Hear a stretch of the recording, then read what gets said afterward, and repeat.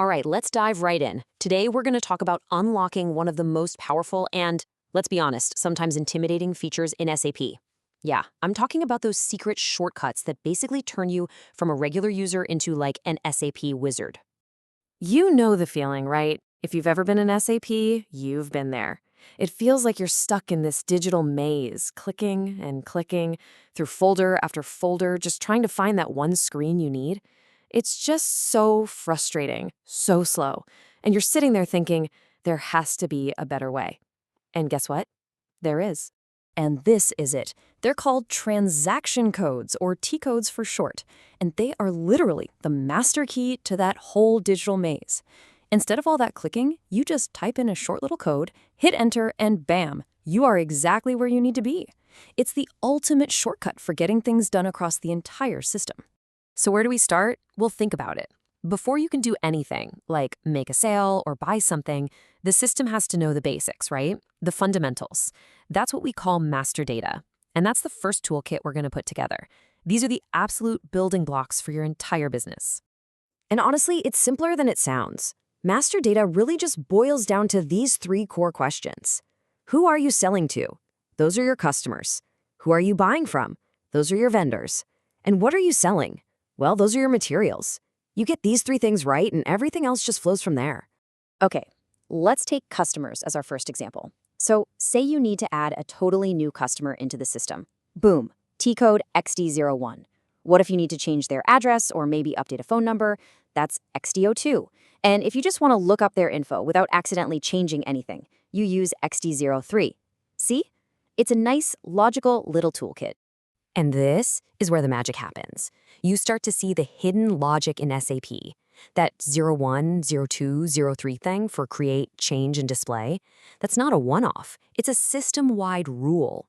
So once you get this one pattern, you've basically unlocked the ability to guess dozens of other T-codes without even looking them up. How cool is that? See what I mean? So, need to create a new vendor? You can probably guess it's XK01. A new product or material? That's going to be MM01. That 01 at the end is your clue. It almost always means create. And yeah, the same logic works for changing them with an O2 or just displaying them with an O3.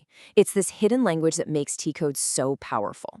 Okay, so we've got our building blocks, right? Our master data, our customers, our materials. Now let's use them to do something real, like actually sell something. This next set of T-codes will walk us right through the core sales cycle, from the moment a customer asks a question to a confirmed order. So, imagine this. A customer calls up. They've got a question about pricing. That's step one, an inquiry. You log that with T-code VA11. From there, you build them a formal quotation with the price and all the terms. That's VA21.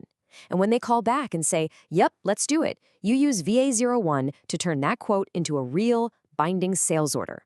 3 codes, and you followed the entire path from a simple question to a done deal. Pretty straightforward, right? All right, so the order is in. But we're not done yet. Not by a long shot.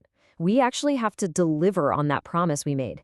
That means getting the product off the shelf, onto a truck, and, making sure we get paid. This is the final leg of the journey. And this is where these last 2 critical T-codes come into play. First up, VL01N. This one kicks off the whole shipping process. It's what tells the warehouse team, hey, go pick and pack the stuff. Then, once the goods are out the door, you use VF01 to create the official invoice to send to the customer. Just like that, you've gone from order to cash, all driven by a handful of codes. So, we've gone through the what and the how, but now for the big question. Why? Why does any of this matter? Why is learning a few of these codes such a total game changer?